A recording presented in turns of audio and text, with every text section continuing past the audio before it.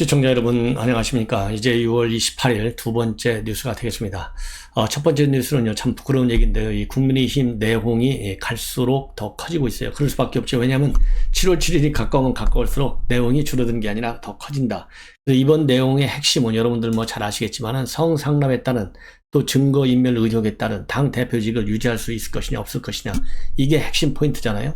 자, 이게 핵심 포인트인데 지금 이제 당권 경쟁까지 그러다 보니까 겹치고 있어요. 왜냐하면 지금 상당수 인물들이 어떻든지 간에 지금 윤리위의 여러 가지 형태를 보면 이준석에 대한 일종의 징계 조치가 내려지지 않겠느냐, 결정적 단서가요. 여러분들 잘 아시다시피 이준석의 최측근인 김철근 정무실장이 이 소명을 했는데도 불구하고 이 품위유지 위반이 있다. 그래서 징계에 착수했고, 그 징계 착수의 일환으로 7월 7일 날 2차 윤리위가 열려요.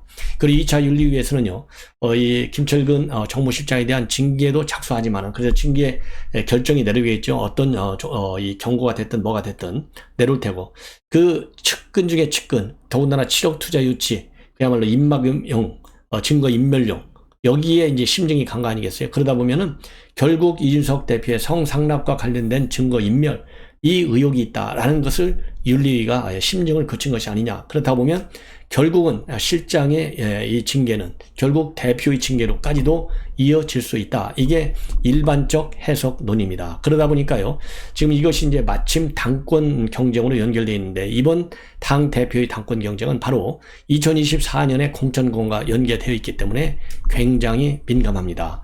이 문제와 관련해서요, 이용호 인수위 행정사법분과 간사를 했죠. 그리고 호남 쪽에서 유일하게 우리 국민의힘으로 입당을 하신 분이 이용호 의원이에요. 그래서 이용호 의원이 이와 관련해 가지고 오늘 여러 가지 YTN에 나와서 얘기를 했어요. 지금 현재 이준석 대표에 대한 이 누적됐던 감정이 폭발하고 있다. 이것이 바로 갈등의 양상으로 번지고 있는데, 물론 이준석 대표가 이 바람을 일으켜갖고 두 번 선거에서 이기는데 공을 세운 거, 이거는 뭐 어느 누구도 부인할 수 없겠지만은, 그럼에도 불구하고 이준석 대표에 대해서 이 무게감 있느냐, 당 대표로서 안정감을 주느냐, 또 상대를 어느 정도 배려를 하느냐, 이런 부분에 대해서는 상달리 엇갈리다. 그러다 보니까 2년 뒤에 총선을 앞두고 리더십을 교체해야 하는 것이 아닌가, 이런 생각들이 표출되면서 지금과 같은 갈등 국면이 만들어 온 것이 아니냐. 그러면서 당이 왜 이 모양인가, 안타깝고 곤혹스럽고 마음이 무겁다, 이렇게 입장을 발표했어요. 그래서 지금 총선 앞두고 있는 상황에서 리더십 교체돼야 되는 것 아니냐, 이렇게까지 얘기가 나오고 있다는 점을 밝히고 있는 점이 이색적이지 않나, 이렇게 보고요. 그럼에도 불구하고요, 누가 책임이 더 크냐, 이러한 문제에 관해서는 딱 책임을 누가 있다라고 따지기보다는 대선과 지방선거를 치러오면서 축적된 서로 간의 불신과 리더십의 문제, 이런 것들이 한꺼번에 표출되고 있는 상황이다. 그러니까 겹쳤다, 이런 얘기죠. 누가 한 사람의 잘못이라고 하기는 어렵고, 이준석 대표 잘못도 있고 또 다른 플러스 알파의 잘못도 누적되어 있다, 이렇게 보고요.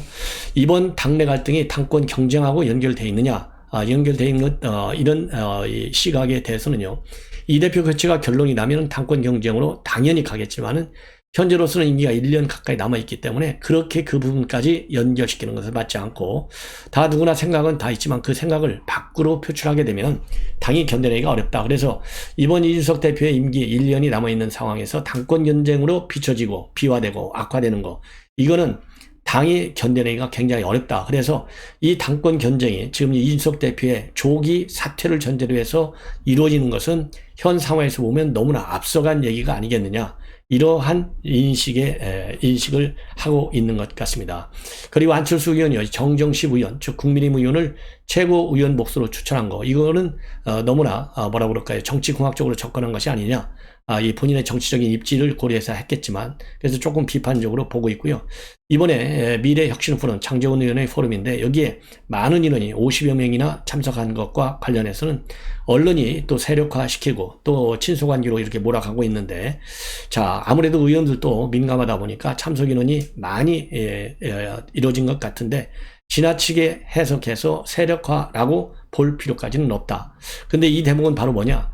지금 장제원 의원하고요, 지금요 이용호 의원하고는 뭐를 만들려고 했냐면은 민들레를 만들려고 그랬어요. 민들레를 만들려고 했는데 이 권성동 의원의 브레이크를 통해서 이게 지금 현재로서는 뭐 완전히 무산되지는 않았지만은 민들레가 다시 수면으로 올라올 때까지는 시간이 좀 걸리는 상황입니다. 그래서 미래혁신 포럼과 이 민들레 포럼이 어떻게 보면요, 이 겹치는 측면도 있어요. 그러나 세를 확산시키는 데는 굉장히 도움이 될 것이다. 예. 왜냐하면은 장제원 의원이 직접 주관하는 것이 미래혁신 포럼이고요. 그리고 이 민들레는 아무래도 이용호 의원 이런 다른 분들이 또 주도적으로 앞에서 나서고 장제원 의원은 뒤에서 밀고 이런 모양이거든요. 그렇기 때문에 민들레도 세력화, 미래혁신도 세력화 이렇게 비판을 받는 것은 이 민들레를 만들어 가려고 하는 이용호 입장에서는 상당히 좀 뭐라 그럴까요? 부담이 되는 요인이죠. 그래서 미래혁신 포럼과 관련해서 세력화라고 보는 이 문제에 관해서는 상당한 방어벽을 치고 있고요. 그리고 장제원 의원과 이준석 대표 간의 갈등, 이거는 뭐 이미 대선 국면에서부터 시작된 거 아니겠습니까?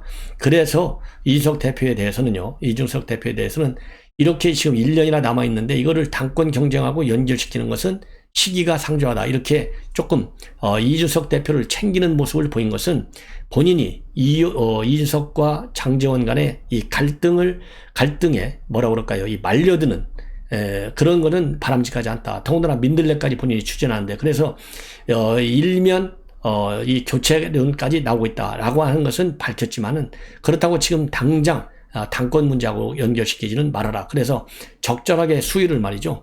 이 공격과 그리고 이 방어, 즉 이런 양면을 고려해서 상당히 조심스럽게 밝힌 입장문이 아닌가 이렇게 생각이 들고요.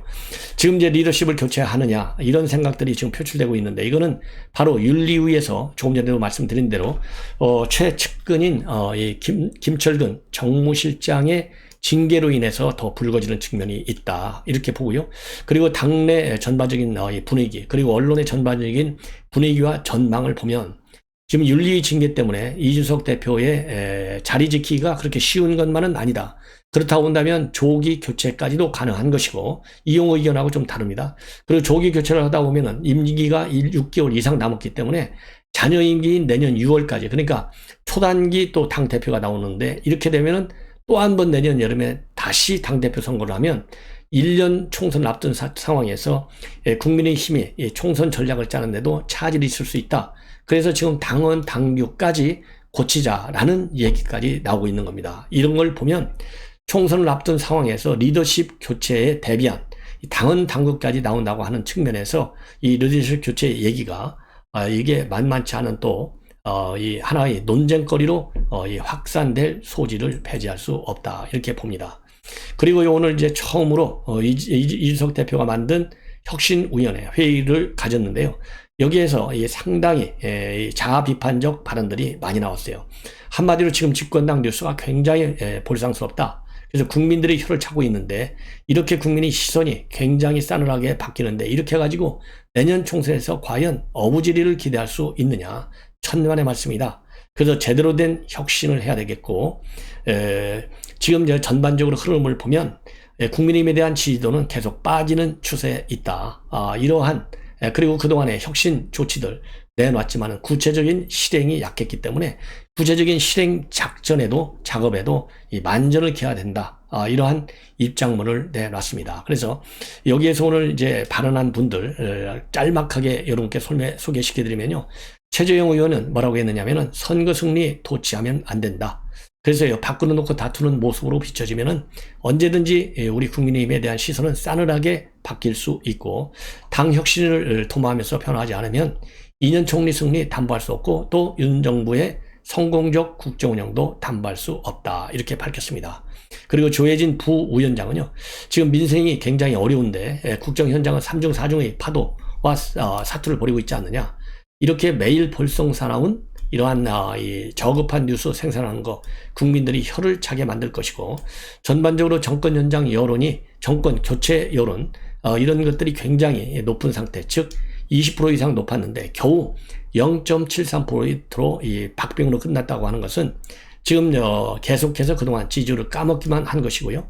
총선이 2년 남지 않은 현재 상황이 바로 우리 당의 미래를 개척할 수 있는 혁신의 골든타임이다. 이러한 입장문을 내놨습니다. 자, 그리고요, 또 오늘 이 회의에서 말이죠. 여러분들이 또 말을 많이 했어요. 이 김미애, 천하람, 이런 분들도 얘기를 했습니다. 이건기 의원. 그런데 이제 천하람 의원 같은 경우에는요, 이 깨끗한 공천을 통해서 말하자면 자기 친구들한테 국민의힘을 강추할 수 있게 했으면 좋겠다. 그리고 이 과거 아픈 기억을 잊지 말자.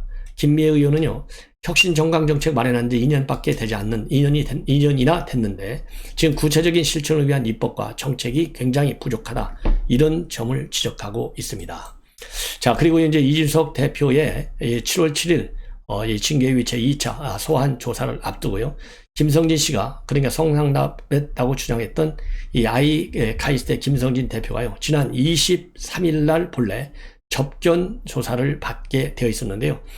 그게 이루어지지 않아서 결국은 이제 30일 내일 모레 서울구치소에서 이 참고인 조사를 받기로 했다. 이렇게 지금 이 김성진 씨의 법률 대리인을 맡고 있는 김소연 변호사가 오늘 밝혔습니다.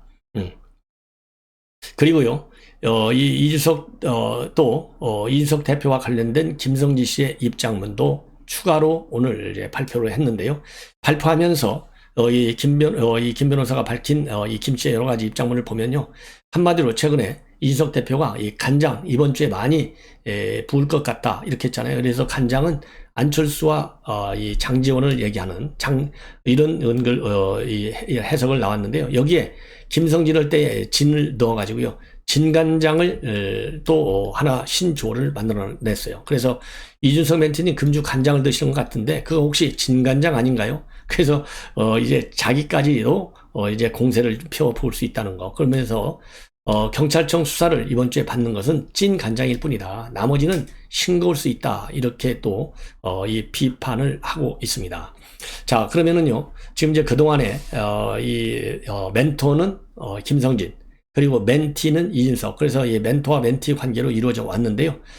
이 김성진 대표가 오늘 추가적으로 입장문을 또 하나 내놨어요. 그래서 이 입장문을 자세하게 여러분들께 소개시켜 드리도록 하겠습니다.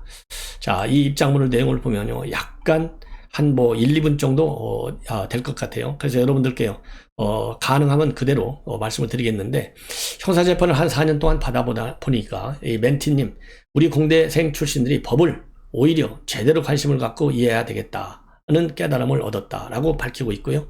자, 그리고 우리는 지금 이제 논리 싸움하는 게 아니라 진실 싸움을 해야 되는데, 처벌로 하는 것은 국가의 문제지만은 이 진리의 문제는 너하고 나하고 우리의 문제 아니냐, 이렇게 포문을 엽니다. 그러면서요, 흔히 법하면 이 공대생하고는 전혀 무관한 그러한 것 같은데, 그래서 이제 같지만은 이것이야말로 즉 이 법이야말로 논리적 소프트웨어의 끝판왕이다. 그러면서 우리는 기계인 CPU 컴퓨터에게 명령하는데 법원은 사람에게 명령은 아니냐. 그래서 기계가 아닌 사람에게 명령하려면 얼마나 논리적 고도성을 따지겠느냐. 이렇게 주장을 하고 있어요.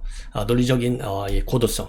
그러면서 아마 멘트님께서 컴퓨터 사이언스 전공을 하셨으니까 논리로는 누구에게도 안 진다는 역임도 당연해 보이는데, 그래서 A가 부존재하는데 B가 어떻게 성립하느냐라는 논리까지 주장하더라. 이 얘기는 결국 뭡니까? A라고 하는 것은 부존재한다. 즉 내가 성상납을 받지 않았는데 어떻게 B, 즉 증거인멸을 할 수 있느냐, 아니면 공무집행을 방해할 수 있느냐, 이건 말이 안 된다. 이러한 이 이준석 대표의 주장을 논리적 주장이다, 이렇게 비꼬고 있어요. 비꼬고 있어. 그러면서요, 멘티님의 논리는 즉 A가 성상납이고 B가 증거인멸입니다. A와 B를 변수로 놓은 뒤에 A 값은 1이고 B 값은 A 더하기 2인데 그렇잖아요. 왜냐하면 성납이 있어야 증거인멸이 되니까. 그래서 A는 1이고 B는 A 플러스 2가 되는 것이죠. A가 애초 없으므로 B가 더할 A가 없기 때문에 이를 컴퓨터에 돌리면 오류가 난다는 말이다. 근데 멘티님의 논리대로 하면 도리어 A가 애초 없다는 것이므로, 그러면 A 이퀄 1, B 이퀄 A 플러스 2가 아니라 그냥 B가 2가 되는 거다. 이렇게 반박을 하고 있어요. 예. 자, 그러면서요, 이 얘기는 결국 뭡니까? 성상납 의혹을 운 좋게 설령 빠져나간다 하더라도 증거인멸의 의혹은 그대로 남아서 결국은 피해갈 수 없다. 이런 점을 상기시키고 있는 거예요. 그러니까 증거인멸했다라는 의혹은 더 커진다는 것이죠.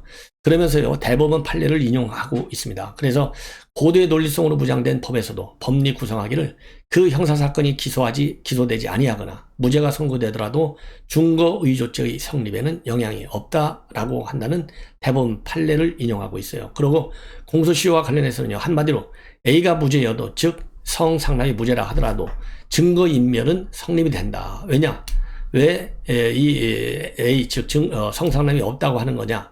혹시 A 값이 제로라서 없는 것이라고 논리를 구성하는 거냐? 그러면서 A 값이 제로라면 그건 그저 시간이 지나서 값만 제로가 되실 뿐이고 A는 그대로 존재하는 것이다. 이렇게 이 멘토로서의 이 한마디 훈수를 이준석한테 두고 있는 거예요.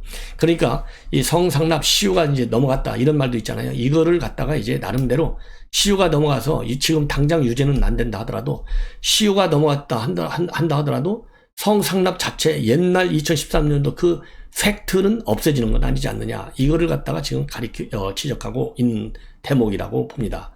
그러면서요, 이 마지막으로 무엇보다 컴퓨터 사이언스의 첫 시간에 무조건 배우는 프로그래밍 이퀄 알고리즘 플러스 자료 구조, 정의에 의한다 하더라도 알고리즘은 각자가 자기의 창의적 해석 방법으로 표현하면 되지만 자료 구조는 창의적으로 하면 안 된다. 그리고는요, 법조인들이 힘다는 것도 법리 알고리즘이 아니라 오로지 데이터고 사실관계를 자꾸 상대 반대 진영이 오염시키고 흔들려 해서 힘든 것이다 라고 지적을 하고 있습니다.